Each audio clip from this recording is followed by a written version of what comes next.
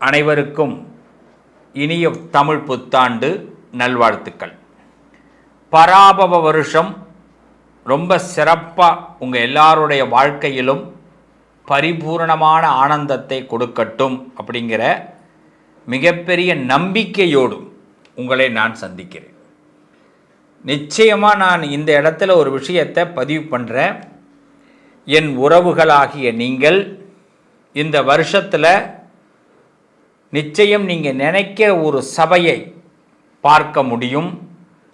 நீங்கள் நினைக்கிற ஒரு வாழ்க்கைக்குள் போக முடியும். நீங்கள் பயந்த அந்த சூழ்நிலைகளிலிருந்து விலகி நல்ல ஒரு ரூட்டு, நல்ல ஒரு பிளானு உங்களுக்கு கண்டிப்பாக இந்த வருஷத்தில் கிடைக்கும். இந்த பிரபஞ்சம் மிகவும் சக்தி வாய்ந்தது. ஒரு மனிதனை இப்படிங்கிறதுக்குள்ளே எப்படி வேணாலும் ஆக்கும். முதல்ல ஒரு விஷயம், நம்பிக்கையை குறைச்சி, அது உங்கள் மீது நம்பிக்கையை குறைச்சி எடை போடாதீங்க. நீங்கள் இவ்வளோ நாள் எந்த சிரமத்தை வேணாலும் பட்டிருக்கலாம், எவ்வளோ வருத்தங்களை வேணாலும் பட்டிருக்கலாம், எவ்வளோ சங்கடங்களை வேணாலும் பட்டிருக்கலாம், எத்தனையோ வாய்ப்புகள் உங்களுக்கு மறுக்கப்பட்டிருக்கலாம். ஆனால் இந்த பராபவ வருஷம் நிறைய வாய்ப்புகளை உங்களுக்கு கொடுக்குங்கிற நம்பிக்கையை இந்த பதிவு பார்க்கக்கூடிய என் பிள்ளைகள் முதல்ல அதை முடிவு பண்ணுங்க. 90%, 100% இல்லை, 200%. இந்த உலகத்தில் நாம் நினச்சிட்டா அந்த விஷயத்தை எந்த சூழ்நிலையிலையும் ஆண்டவன் நமக்கு நடத்தி கொடுப்பார். இந்த யூனிவர்ஸுக்கு அப்படி ஒரு பவர் இருக்குது. அதனால் இந்த பராபவ வருஷத்தை சும்மா அப்படி தள்ளி விட்டுறக்கூடாது, நம்பிக்கையோடு பார்க்க போகிறோம். இந்த வருஷத்தில் ஒரு சின்ன செய்திகளை சொல்லிவிட்டு அப்புறம் உங்கள் ராசி பலனுக்குள்ளே போகிறேன். ஏன்னா இந்த வருஷத்தோட முக்கியமான கதாபாத்திரங்கள் யார் யார் அப்படின்னு நம்ம தெரிஞ்சுக்கணும். அந்த கதாபாத்திரங்களுக்கு நாம் எந்த அளவுக்கு பணியணும் அப்படிங்கிறத தெரிஞ்சுக்கணும். அதற்கு பிறகு ராசி பலனை தெரிஞ்சுக்கிட்டு அதற்கு பிறகு லாஸ்ட்டில் தான் ஒரு எண்டு ஒன்று வைக்கிறேன், ஒரு ட்விஸ்ட்டு வைக்கிறேன். அந்த ட்விஸ்ட்டை மிஸ் பண்ணாமல் பாருங்கள். ஓகே, வாழ்த்துக்கள். மீண்டும் உங்கள் அனைவரையும் இனிய தமிழ் புத்தாண்டு வாழ்த்துக்களோடு சந்திக்கிறேன். பராபவ வருஷம். இந்த வருஷம் ஒரே வரியில் சொல்லுங்கப்பா, எப்படி இருப்பாங்க ரொம்ப எல்லாரும்? இந்த வருஷத்தினுடைய முன்பகுதி கொஞ்சம் மழை குறைந்து கொஞ்சம் அளவு பிறகு அதிகமாக பெய்யும். மழையுடைய அளவு முதல் பகுதியில் குறையும், பிறகு அதிகமாக பெய்யும். பின்பகுதியில் மிகுந்த மழை கண்டிப்பாக உண்டு. மக்கள் செழிப்பாக வளர்க்கப்படுவார்கள்.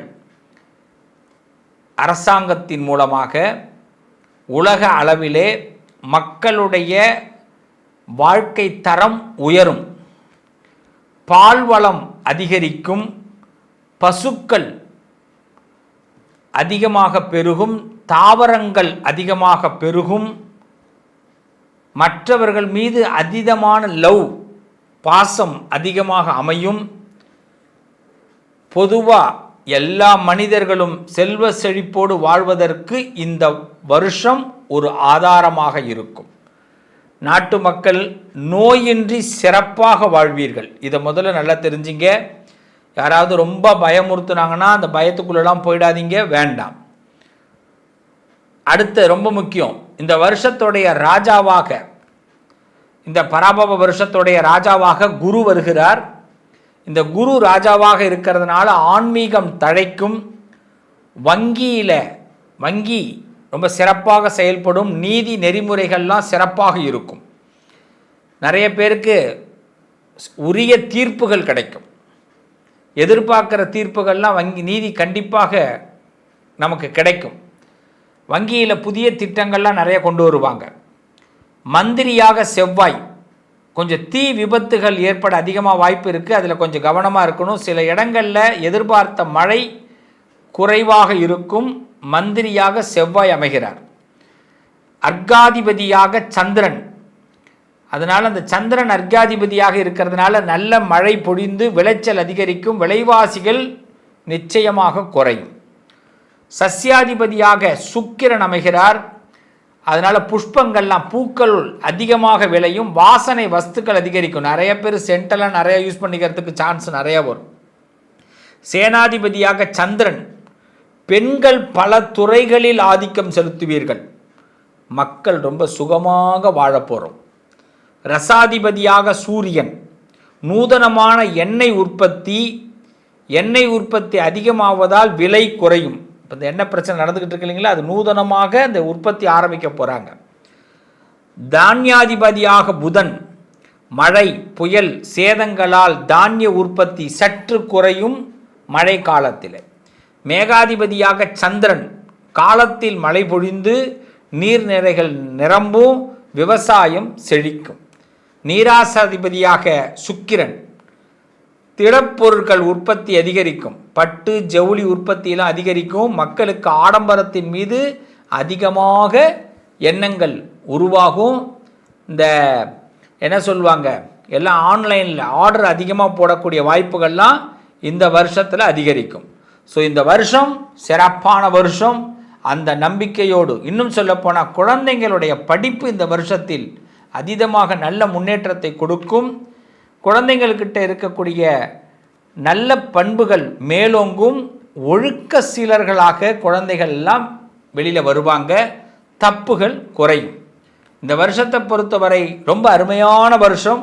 அந்த நம்பிக்கையோடு வாங்க ஒவ்வொரு ராசிக்குள்ளேயும் போக போகிறோம். மிதுன ராசி, பொறுமை, பெருமை, அழகு, கேள்வி ஞானம், சில விஷயத்துக்காக வெயிட்டிங் பண்ணுற திறமை. இந்த வெயிட் பண்ணுறதுல தான் உங்களை தட்டிக்க யாராலும் முடியாது. ஏன்னா நிறைய பேர் என்ன பண்ணுறாங்கன்னா, சில இடத்துல வெயிட் பண்ண மாட்டுறாங்க. இந்த வெயிட் பண்ணாததுனால என்ன ஆகுது, நமக்கு கிடைக்க வேண்டிய சில விஷயங்கள் கிடைக்க மாட்டேங்குது. ஆனால் இந்த வெயிட் பண்ணுற பொறுமை குணம் உங்களுக்கு இருக்கும். அதுதான் உங்களை அடுத்த கட்டத்துக்கு கொண்டு போக போகுது. அப்படிப்பட்ட மிதுனத்துக்கு பராபவ வருஷத்தில் 10ஆம் இடத்துல சனி தொடர்கிறார். இது ஆல்ரெடி நிறையா பார்த்துட்டோம். அதனால் உங்களுடைய பலத்தை அதிகரிக்கக்கூடிய வாய்ப்பை இந்த மிதுனத்தில் சனி பகவான் கொடுக்குறார். ஒரே ஒரு விஷயம், எந்த ஆஃபரையும் மிஸ் பண்ணாதீங்க, எந்த ஃபோனையும் மிஸ் பண்ணாதீங்க. எந்த ஆஃபர் உங்களுக்கு வந்தாலும் ஓகே பண்ணுங்கள். அதாவது வாய்ப்புகளை தவற விட்டுறாதீங்க. எஸ், எல்லாத்துலேயும் ஒரு நல்லது நடக்கும். அது மாதிரி துணிந்து செய்யுங்க. இன்றே செய்யணும், இப்போவே செய்யணும். அப்படி முயற்சி பண்ணுங்க. குரு 2ஆம் இடத்துக்கு போகிறார். அதாவது ஜூன் மாதம் 2ஆம் தேதி வரை குரு ஜென்மத்தில் இருக்கார். அப்புறமா குரு 2ஆம் இடத்துக்கு போகிறார். எப்போ? ஜூன் 2க்கு பிறகு. அதுக்கு பிறகு அக்டோபர் மாதம் 10ஆம் தேதிக்கு பிறகு சிம்ம குருவாக 3ஆம் இடத்துக்கு போகிறார். மீண்டும் பிப்ரவரி மாதம் 13ஆம் தேதி 2வது குருவாக மாறுகிறார். இந்த ராகு பகவானும் கேது பகவானும் பார்த்திங்கன்னா நவம்பர் மாதம் 13ஆம் தேதிக்கு பிறகு மிதுனம், அதாவது 2வது வீட்டில் உங்களுக்கு 2வது வீட்டில் கேதுவும், அதே மாதிரி உங்கள் ராசிக்கு 8வது வீட்டில் ராகுவும் உட்கார்றாங்க. இவங்கெல்லாம் இப்படி இருக்கிறதுனால என்ன நடக்க போகுது, பராபவ வருஷத்தை எப்படி சமாளிக்க போகிறோம். ஏற்கனவே 10ல் சனி இருக்கிறதுனால தன்னுடைய பலத்தை நிரூபிக்கணும். அப்படிங்கிறதுனால எந்த வாய்ப்புகளையும் தவற விட்டுற வேண்டாம். அது மாதிரி எதையும் ஒரு விஷயத்தை தள்ளி போட வேண்டாம். மீண்டும் அந்த வாய்ப்பு கிடைக்குமாங்கிறது தெரியாது. அதனால் கிடைக்கிற வாய்ப்பை பயன்படுத்திங்க. வெளிநாடு வெளியூர் சம்மந்தப்பட்ட விஷயங்கள் கை கொடுக்கும். உங்களோட திறமைக்கு நல்ல மரியாதை கிடைக்கும், மதிப்பு கிடைக்கும். இந்த 2ல் இருக்கிற குரு, இந்த 2ல் குரு இருக்கிறனால சுப காரியங்கள் நடக்கும். கல்யாணம், சந்தோஷம், பிடித்தமான நிம்மதி கிடைக்கும். ரொம்ப நாளாக ஆசைப்பட்ட விஷயங்கள் நமக்கு ஒரு அங்கீகாரம். 3ஆம் இடத்துக்கு குரு போகிறார் இந்த அக்டோபர் மாதம் 10ஆம் தேதிக்கு பிறகு. கடந்த காலத்தில் நடந்தது எதுவுமே தெரியாதது போல் இருக்கணும். இதுதான் மிதுன ராசி அழகாக பயன்படுத்தணும். அதாவது குரு 2ல் என்னெல்லாம் கொடுத்தாரோ, ஜூன் மாதம் 2ஆம் தேதியிலேருந்து அக்டோபர் மாதம் 10ஆம் தேதி வரைக்கும் எதையெல்லாம் கொடுத்தாரோ, அக்டோபர் 10லிருந்து பிப்ரவரி 13 வரைக்கும் அதெல்லாம் தனக்கு தெரியாத மாதிரியே நீங்கள் நடந்துக்கணும். அவ்வளவுதான். இந்த ஒரு ஐடியாவை மட்டும் கேப்சர் பண்ணிட்டீங்கன்னா மீண்டும் பிப்ரவரி மாதம் 13ஆம் தேதியிலேருந்து மீண்டும் குரு 2வது வீட்டுக்கு உங்கள் லைஃப்பில் ஃபுல்ஃபில் பண்ணி கொடுப்பார். இடையில விட்டதெல்லாம் இடைவேளைக்கு பிறகு ஒரு சின்ன ஃப்ளாஷ்பேக் வரும். படம்லாம் பார்த்துருப்பீங்க. இடைவேளை அக்டோபர் 10, பிப்ரவரி 13 வரை ஃப்ளாஷ்பேக் அப்போ நம்ம அமைதியாக இருக்கணும். பிப்ரவரி 13, பிப்ரவரி 14 காதலர் தினம், அதிலிருந்து உங்கள் கை ஓங்கும். அருமை, இப்போ புரிஞ்சுருப்பீங்க, டக்குன்னு புரிஞ்சுக்கலாமே மிதுன ராசி. ஸோ அதனால் சக்ஸஸாக வருவீங்க. குரு இப்படி இருக்கார். சரி, கேது என்ன பண்ணார்? கடக கேது, மகர ராகு. இந்த கேதுவும் பார்த்தீங்கன்னா குருவோடையே சங்கல்பம், குருவோடையே ட்ராவல் பண்ணுறார்.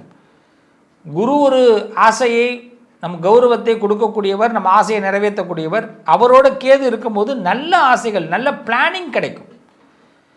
ஒரு கேதுங்கிற கிரகம் வந்து ஒரு பிளானிங்கை கொடுக்குறவர், ஞானத்தை கொடுக்குறவர்.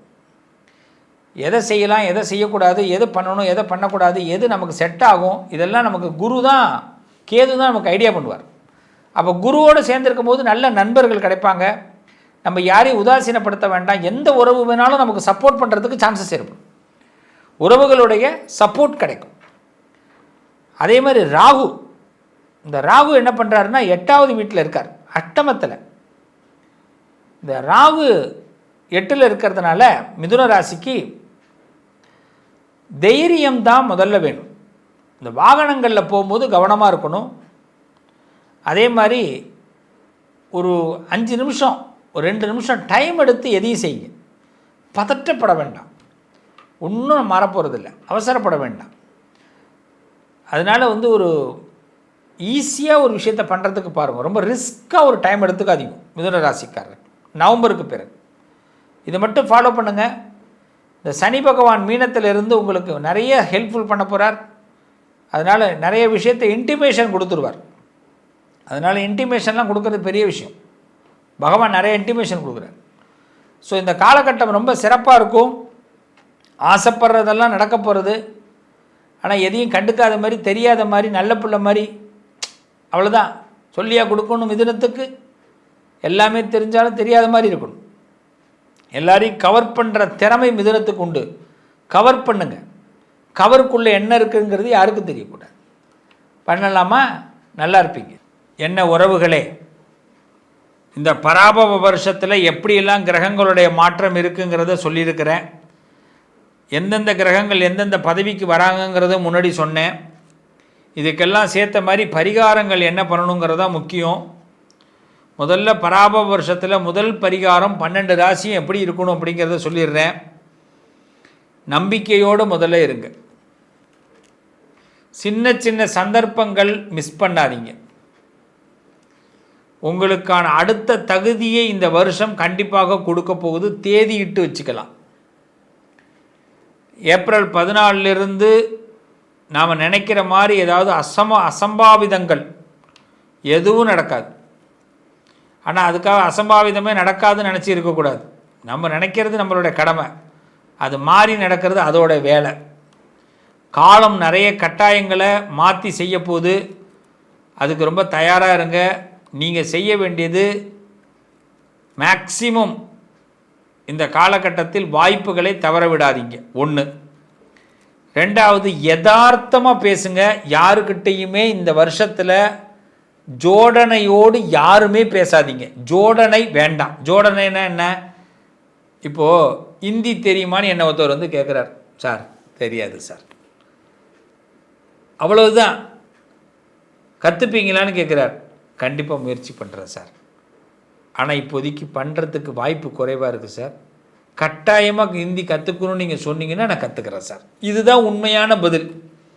அதை விட்டுட்டு நான் எல்லாம் தெரியும் சார் எனக்கு, அது இப்போ சொல்லக்கூடாது. இந்த வருஷத்தில் என்ன உண்மை தெரியுதோ அது மாதிரி கம்பல்சரி இந்த வருஷத்தில் நாம் எல்லாரும் ஏதாவது ஒரு டேலண்ட்டை கற்றுக்கணும்.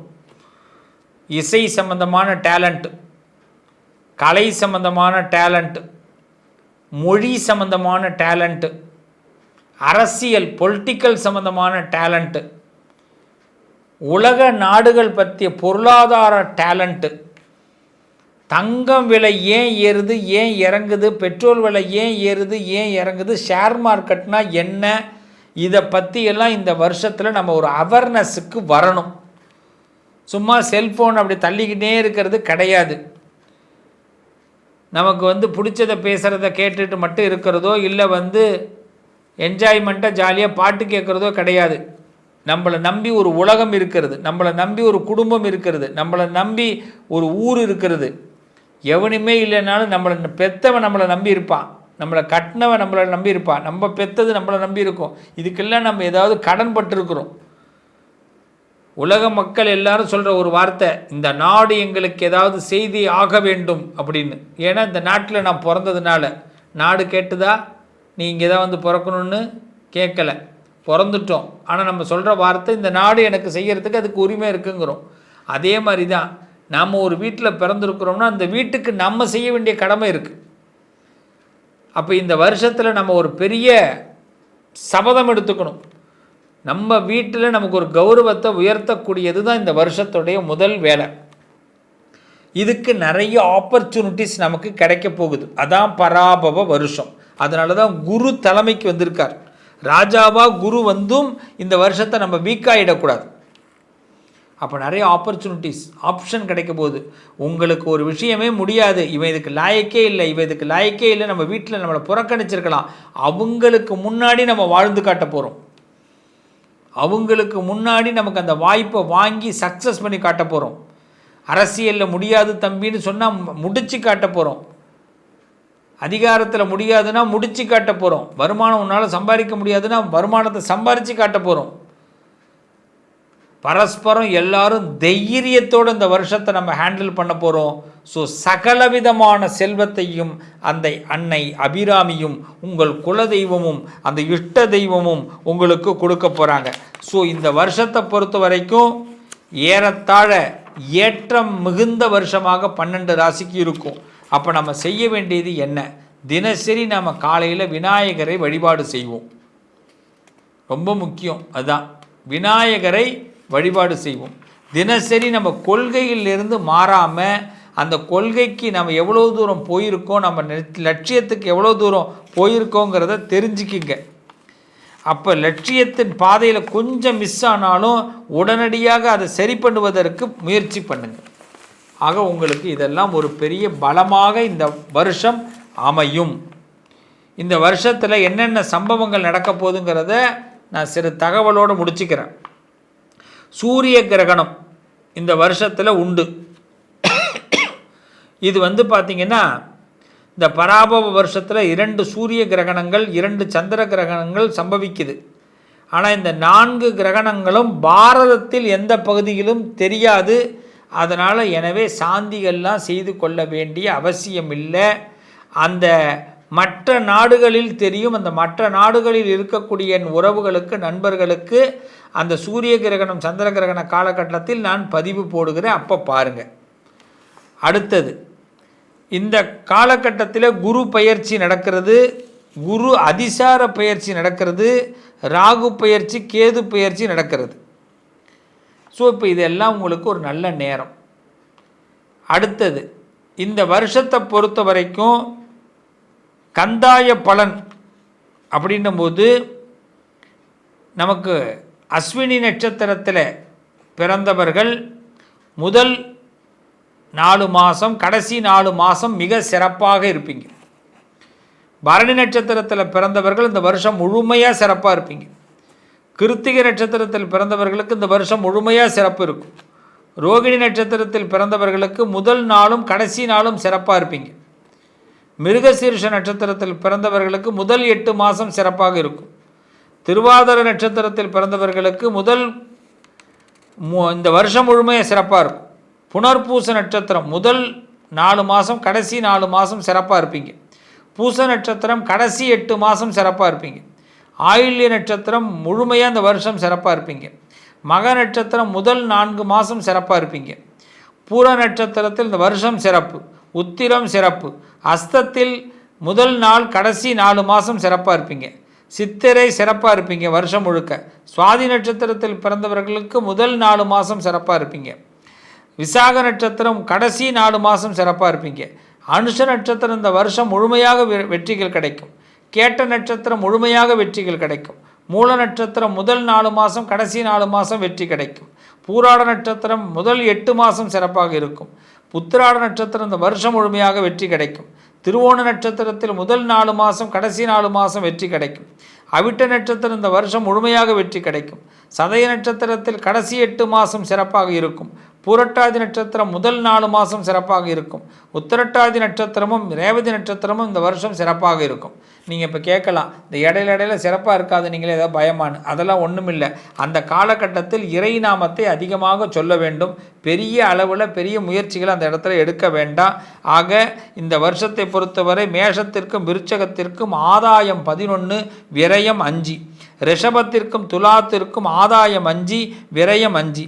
மிதுனத்துக்கும் கன்னிக்கு ஆதாயம் 8, விரயம் 11. கடகத்திற்கு ஆதாயம் 8, விரயம் 2.